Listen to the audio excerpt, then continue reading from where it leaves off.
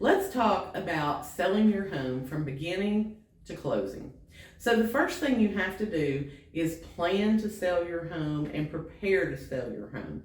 And I have done numerous videos talking about preparing your home for sale, decluttering it, looking at your curb appeal. Why are you wanting to sell? Is this the good time for you to sell? You want to stage your home appropriately. That is your first step. And then your second step is to find the right realtor to list your home with, who will help you market the home and get it to closing with as few hiccups as possible. So if you're looking to hire a real estate agent, number one, I would love to talk with you. But I do encourage people, talk to 2 or 3 agents. Don't just hire the person who is your sister's cousin's boyfriend. Talk to 2 or 3 agents from the area, find out how many sales are they doing, what kind of marketing plan do they have, do they actually hire a professional photographer? Know what your options are before you just hire someone. The next thing you're going to do is you're going to work with that agent to set the list price for your home. And you have to be realistic, because homes that are overpriced right now are not going to sell. And then you're going to end up as the seller chasing the market and accepting less than what you probably needed to on your home. After we get the list price established, that's when we go into marketing the home and setting up showings with you.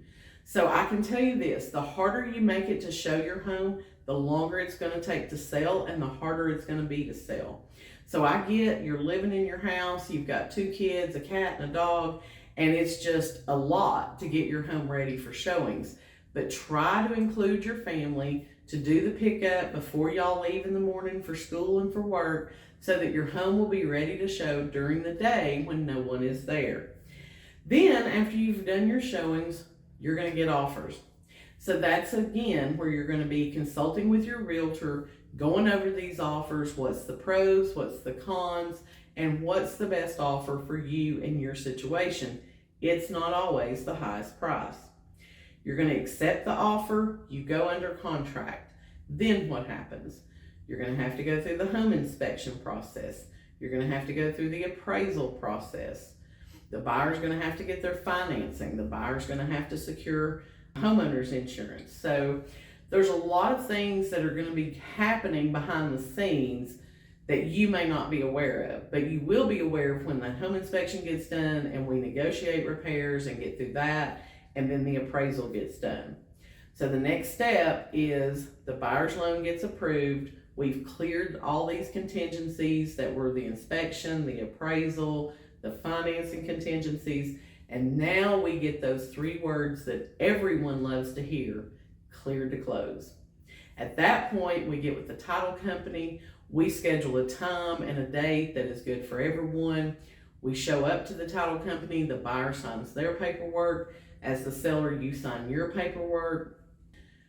We have to provide IDs to the title company, and then they will make sure all the documents are signed properly.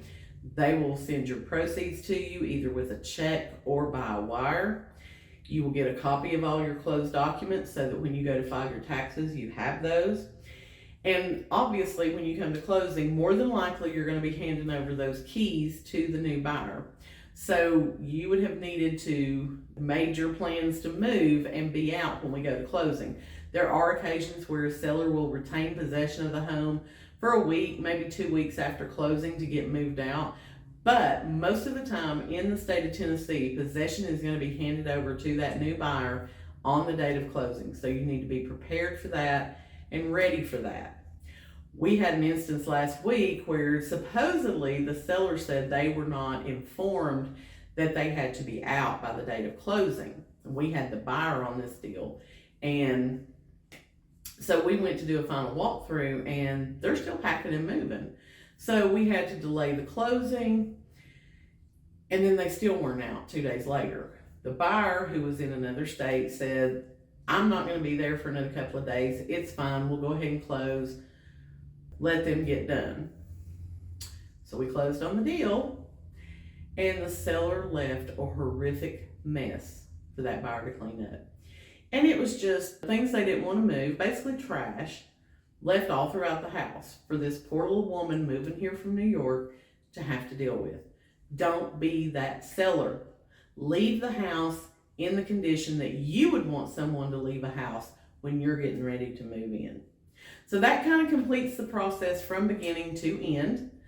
Again, if you're looking for a realtor, if you've thought about selling your home, but you're not sure what the market is right now, you don't know what your house is worth, feel free to reach out to me. I would love to sit down and talk with you one-on-one.